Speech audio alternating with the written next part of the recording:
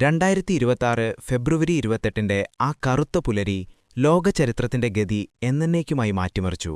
നിശബ്ദതയെ ഭേദിച്ചുകൊണ്ട് ഇസ്രായേലിന്റെയും അമേരിക്കയുടെയും നൂറുകണക്കിന് stealth ബോംബറുകളും hypersonic മിസൈലുകളും ഇറാന്റെ ആകാശത്ത് അഗ്നിവർഷം ചൊരിഞ്ഞപ്പോൾ അത് കേവലം ഒരു സൈനിക നീക്കം മാത്രമായിരുന്നില്ല, മറിച്ച് ഒരു ജനതയുടെ ആത്മാഭിമാനത്തിന് മേൽ പതിച്ച പ്രഹരമായിരുന്നു. ഓപ്പറേഷൻ എപ്പിക് ഫ്യൂറി എന്ന് അമേരിക്ക വിശേഷിപ്പിച്ച ആ ആക്രമണം ഇറാന്റെ ആത്മീയ രാഷ്ട്രീയ അധികാര കേന്ദ്രങ്ങളെ നിമിഷങ്ങൾക്കുള്ളിൽ ചാമ്പലാക്കി. പരമോന്നത നേതാവ് ആയത്തുള്ള അലി ഖമേനയും വിപ്ലവഗാർഡിന്റെ അമരക്കാരും കൊല്ലപ്പെട്ട വാർത്ത കാട്ടുതീ പോലെ പടർന്നതോടെ ഇറാൻ മുതൽ ഖും വരെയുള്ള തെരുവുകൾ രോഷത്തിന്റെ കടലായി മാറി. മാർച്ച് 5 ഖും നഗരത്തിൽ നടന്ന ആ വിലാപയാത്ര ലോകം ഇതുവരെ കണ്ടിട്ടുള്ളതിൽ വച്ച് ഏറ്റവും വലിയ ജനകീയ പ്രക്ഷോഭങ്ങളിലൊന്നായി രേഖപ്പെടുത്തപ്പെട്ടു. കറുത്ത വസ്ത്രമണിഞ്ഞ ലക്ഷക്കണക്കിന് മനുഷ്യർ തെരുവിലൂടെ ഒഴുകുമ്പോൾ വിങ്ങുന്ന നെഞ്ചുകളിൽ നിന്നുയർന്നത് വിലാപമല്ല, മറിച്ച് പ്രതികാരത്തിന്റെ സിംഹഗർജനങ്ങളായിരുന്നു. ആകാശമുയർന്ന ചുവന്ന പ്രതികാര പതാകകൾക്ക് കീഴിൽ അമേരിക്കയ്ക്ക് മരണം, ഇസ്രയേലിന് നാശം എന്ന മുദ്രാവാക്യങ്ങൾ ഇടിമുഴക്കം പോലെ മുഴങ്ങിക്കേട്ടു.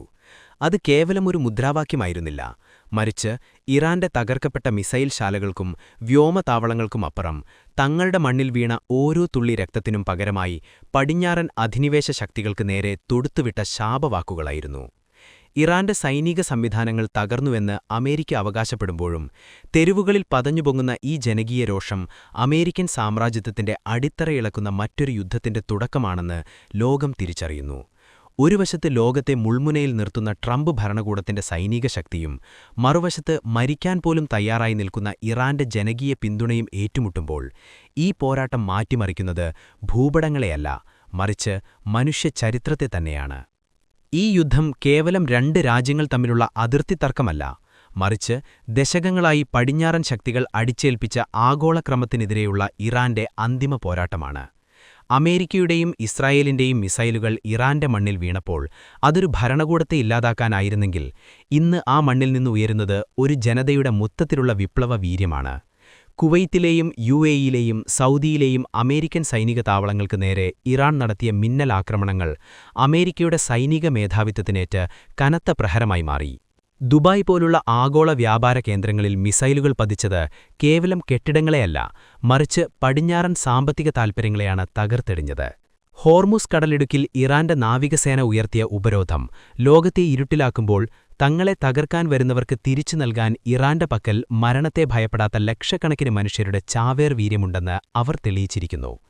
അമേരിക്കൻ അധിനിവേശത്തെ റഷ്യയും ചൈനയും കഠിനമായി എതിർക്കുമ്പോൾ അത് വെറുമൊരു നയതന്ത്ര നീക്കമല്ല, മറിച്ച് അമേരിക്കയുടെ ഏകധ്രുവ ലോകം എന്ന അഹങ്കാരത്തിന്റെ അന്ത്യം കുറിക്കാനുള്ള അവസരമായാണ് ലോകം ഇതിനെ കാണുന്നത്. എണ്ണവില ബാരലിന് $100 കടന്ന് കുതിക്കുമ്പോൾ പടിഞ്ഞാറൻ രാജ്യങ്ങളുടെ സാമ്പത്തിക അടിത്തറ ഇളകുകയാണ്.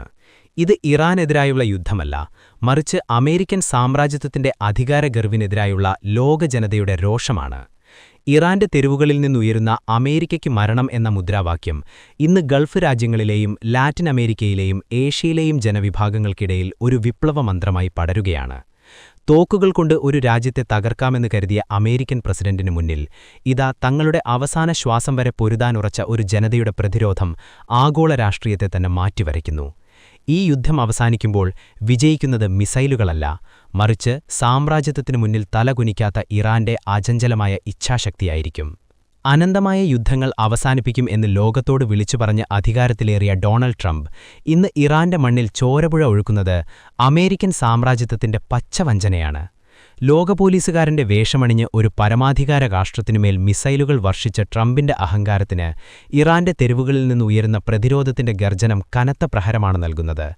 വെറും 27% അമേരിക്കൻകാരുടെ മാത്രം പിന്തുണയുള്ള ഈ ക്രൂരമായ അധിനിവേശത്തിനെതിരെ അമേരിക്കയിലും ന്യൂയോർക്കിലും ഉയരുന്ന മുദ്രാവാക്യങ്ങൾ പടിഞ്ഞാറൻ അധികാര കേന്ദ്രങ്ങളുടെ അടിത്തറ ഇളക്കുകയാണ്. കോൺഗ്രസിനെ പോലും നോക്കുകുത്തിയാക്കി ട്രംപ് നടത്തിയ ഈ ഏകപക്ഷീയമായ സൈനിക നീക്കം ലോകസമാധാനത്തിനല്ല, മറിച്ച് അമേരിക്കയുടെ ആയുധ കച്ചവടത്തിനും രാഷ്ട്രീയ മേധാവിത്വത്തിനും വേണ്ടിയുള്ളതാണെന്ന് ഇന്ന് ലോകം തിരിച്ചറിയുന്നു. അമേരിക്കയുടെ ഈ അധികാരഗർവിനെതിരെ ഇറാന്റെ ധീരമായ പോരാട്ടം ഇന്ന് ലോകത്തിലെ അടിച്ചമർത്തപ്പെട്ട ജനതയ്ക്ക് ആവേശമാണ്. ഇറാന്റെ സൈനിക കേന്ദ്രങ്ങൾ തകർക്കാൻ ട്രംപിന്റെ മിസൈലുകൾക്ക് കഴിയുമേജാം, പക്ഷേ ആ ജനതയുടെ ആത്മവീര്യത്തെയും പടിഞ്ഞാറൻ അധിനിവേശത്തോടുള്ള വെറുപ്പിനെയും തോൽപ്പിക്കാൻ ഒരാധുനിക ആയുധത്തിനും കഴിയില്ല. ഇറാന്റെ മണ്ണിൽ വീണ ഓരോ തുള്ളി രക്തവും അമേരിക്കൻ സാമ്രാജ്യത്വത്തിന്റെ അന്ത്യം കുറിക്കാനുള്ള ഇന്ധനമായി മാറുകയാണ്.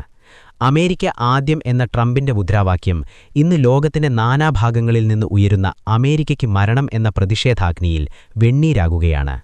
ഇത് തോക്കുകളും മിസൈലുകളും തമ്മിലുള്ള യുദ്ധമല്ല, മറിച്ച് അധിനിവേശത്തിന്റെ അന്ധകാരവും സ്വാതന്ത്ര്യത്തിനു വേണ്ടിയുള്ള ഇറാന്റെ പോരാട്ടവും തമ്മിലുള്ള ഉജ്ജ്വലമായ ഏറ്റുമുട്ടമാണ്.